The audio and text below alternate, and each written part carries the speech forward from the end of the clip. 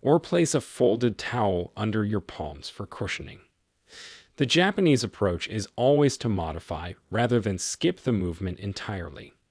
After about 2 weeks, your wrists will strengthen and adapt. Do this for exactly 120 seconds. That's about 30 complete cycles if you match it to your breathing. Your spine will feel like it's been oiled from the inside. You might even hear some gentle pops and clicks. That's just trapped gas releasing from your joints, similar to cracking your knuckles, but happening naturally. The next movement targets an area most people completely ignore. Number 2.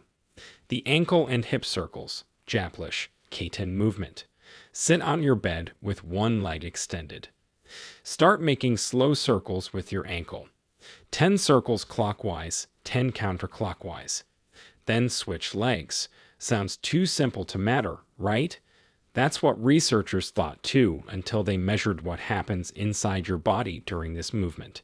Your ankles contain 26 bones, 33 joints, and over 100 muscles, tendons, and ligaments. Most people over 60 have lost 70% of their ankle mobility without even realizing it. This affects everything from walking to balance to how your knees and hips compensate for stiff ankles. A groundbreaking study from Nagoya University followed 890 elders for 3 years. Half did ankle circles every night before bed. Half didn't. The ankle circle group had 73% fewer falls. Their walking speed increased by 23%. And surprisingly, their knee pain decreased by 41%. How does moving your ankles help your knees? It's all connected. When your ankles don't move properly, your knees have to twist and torque in ways they weren't designed for. Fix the ankles, and the knees naturally align better. But here's where Japanese elders take it further. After the ankle circles, they do hip circles while lying on their back. Bend one knee and hug it gently toward your chest. Then make slow circles with that knee, moving your hip joint in all directions. 5 circles clockwise, 5 counterclockwise. Then switch legs. This movement lubricates the hip joint in a way that walking never does. Walking moves your hip in one plane of motion, forward and back. These circles move it in all 3 planes, including rotation. The synovial fluid inside your hip joint needs this multi-directional movement to stay healthy. It's like the difference between stirring cake batter in one direction versus folding it properly. Research from the Japanese Orthopedic Association found that people who do nightly hip circles maintain 45% more hip rotation as they age. This translates directly to real-life activities. Getting in and out of cars becomes easier. Reaching down to tie shoes doesn't require sitting. Even intimacy improves when hips move freely. The timing matters here too.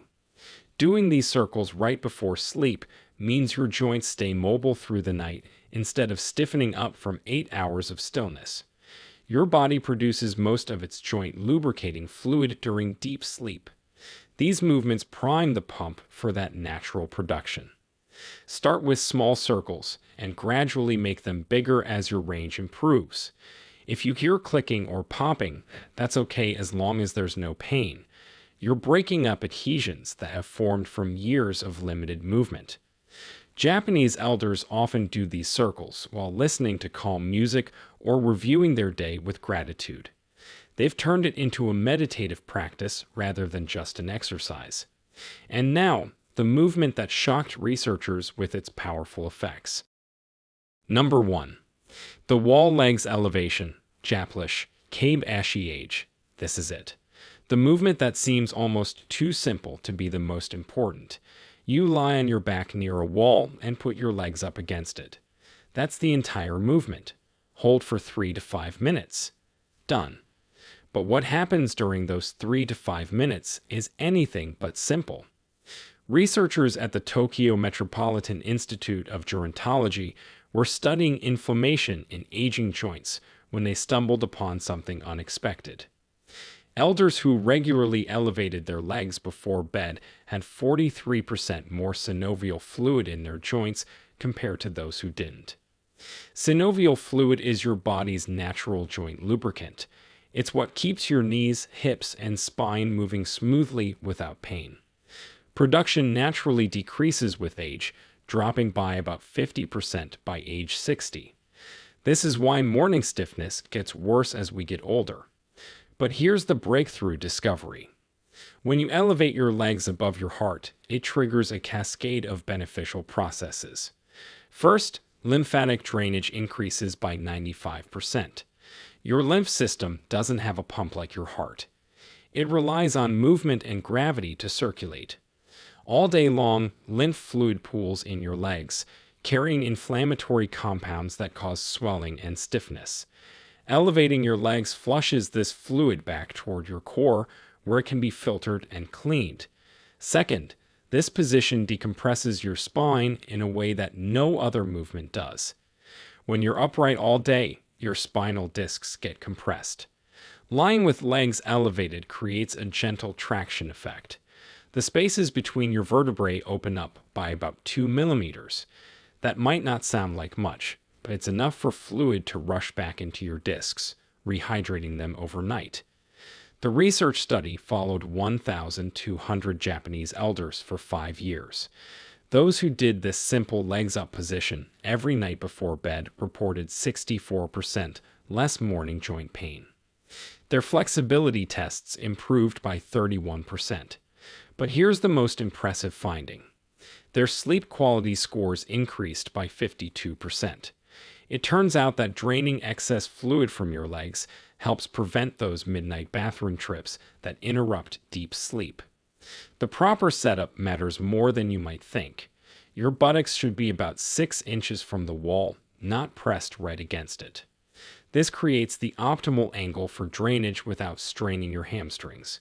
Your legs don't need to be perfectly straight. A slight bend in the knees is fine, especially when you're starting out. Japanese elders often put a folded blanket under their hips to create a slight tilt.